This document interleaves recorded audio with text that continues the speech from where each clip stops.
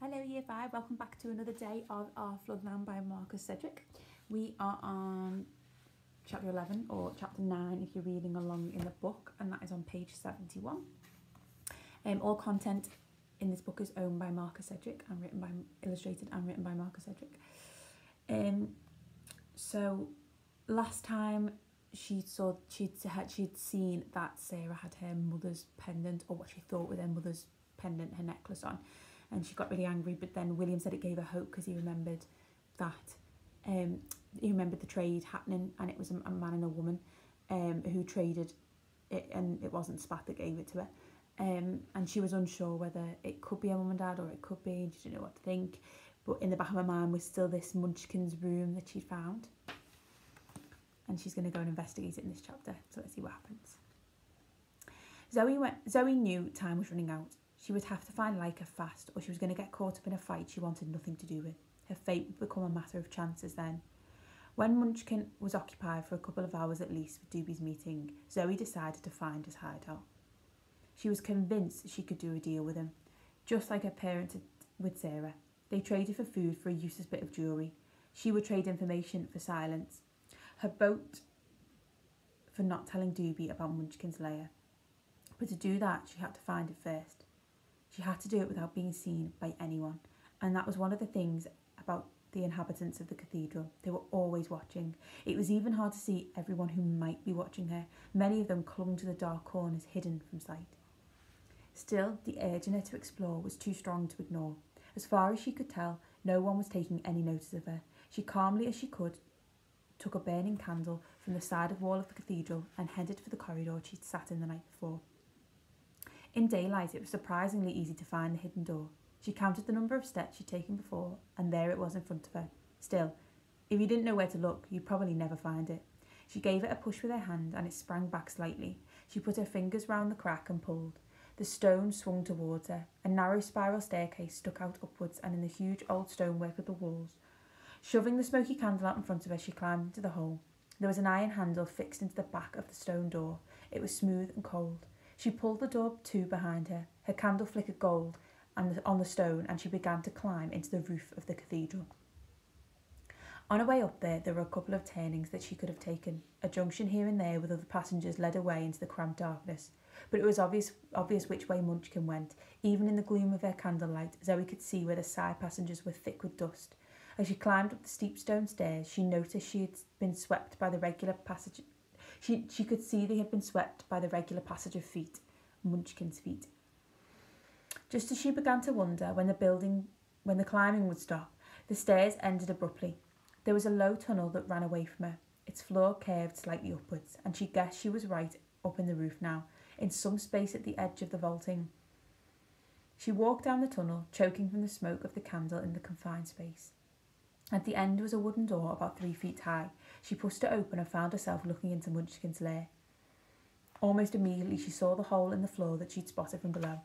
She realised she'd have to be as quiet as Munchkin or someone might hear her. She stepped down a slight step into a secret world. At first, Zoe thought there was nothing there. There was a mattress, but no other furniture. She held her candle out in front of her. There was something on the far wall. With a jolt, Zoe saw it was a map. Eagerly, she went to get a closer look, but something moved to her left. She spun and gave a little cry. There, on a battered wooden box, was a rusty cage. In the cage was a rat, standing on its back legs and sniffing the air. It tilted its head to one side as if wanting to be fed. "What are you doing here?" said Munchkin from behind her. His voice was quiet, but Zoe could tell he was angry. She remembered that if he were to shout, he'd be heard from below. He stepped forward.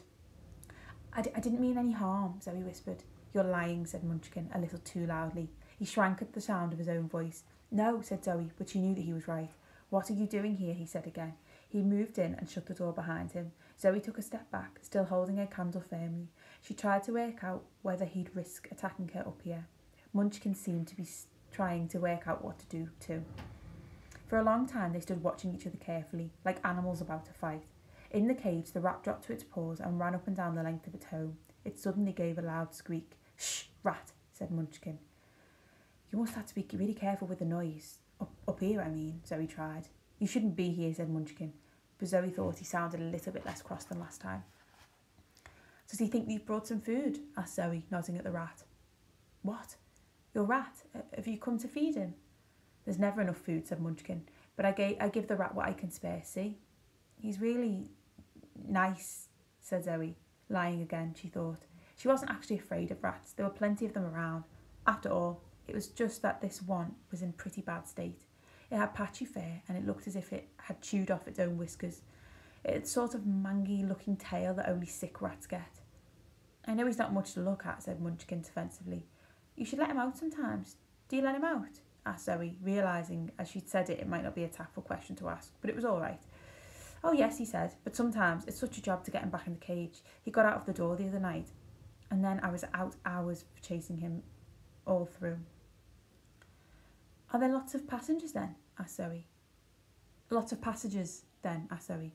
Oh yes, said Munchkin, but then he remembered something. But you shouldn't be up here. Zoe cursed herself for bringing the conversation back to that. Why not, she said. Munchkin looked at her. This is my place, he said, and you shouldn't have come up here. Look, Munchkin, I'm sorry. I didn't mean any harm. I just want to know where my boat is. Well, it's not up here, is it? He didn't mean to be funny. Munchkin turned to look at the rat. He started whispering to it quietly, as if he'd forgotten Zoe was there. All right, rat. Been a good boy, have you? Look, Munchkin, please tell me where my boat is. No, he said, without turning round. Please tell me. And if you do tell me, then I won't tell Doobie about this place. Then he did turn round. Please don't do that, he said quietly. Well, just tell me where my boat is. And I can't, Munchkin said even more quietly. Please don't tell him.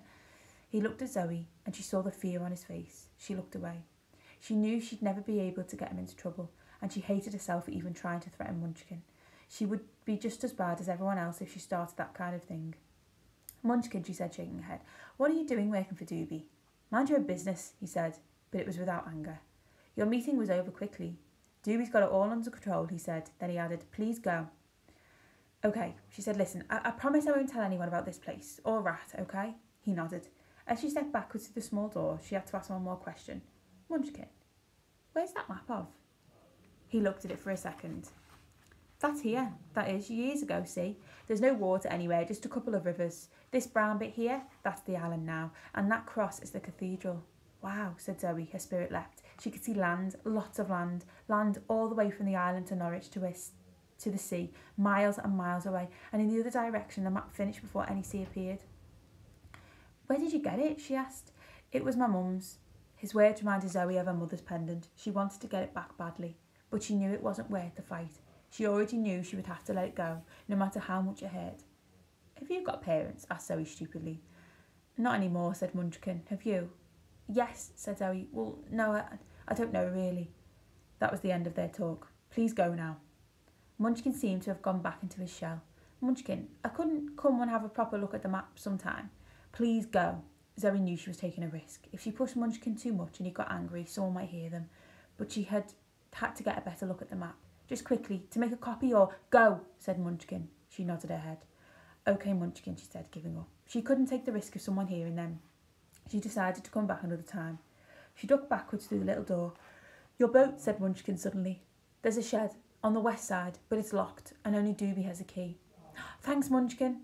She rushed back into the room and nearly kissed him, but Munchkin looked so shocked that she backed away again, smiling. Thanks, she said. She left Munchkin in peace. Hope had started to surface in Zoe's heart, but she knew her parents had got as far as the island, and had got away too. Her boat was all right. She knew where it was. She had her compass. She just had to break the lock on the shed and she could get away. If I can just get a proper look at that map, she said to herself. But there was hope. She might be able to talk Munchkin round, to let her have a decent look at his map. Talking to Munchkin, she felt him warm slightly. It had been almost a normal chat, like one friend to another, only for a moment, but it gave her hope. It also made her realise how scared she was of Doobie and how little she liked about his plans for her. So what do we think about Munchkin then? So originally, I know Lucy messaged in saying she thought that Munchkin was going to tell Doobie about her plan, but now Munchkin's told Zoe where the boat is. So do we still think that? Do we maybe trust Munchkin a little bit more? Do we feel sorry for Munchkin? Do we think Doobie's going to find out? Do we think Zoe's going to get to a boat? What are your predictions?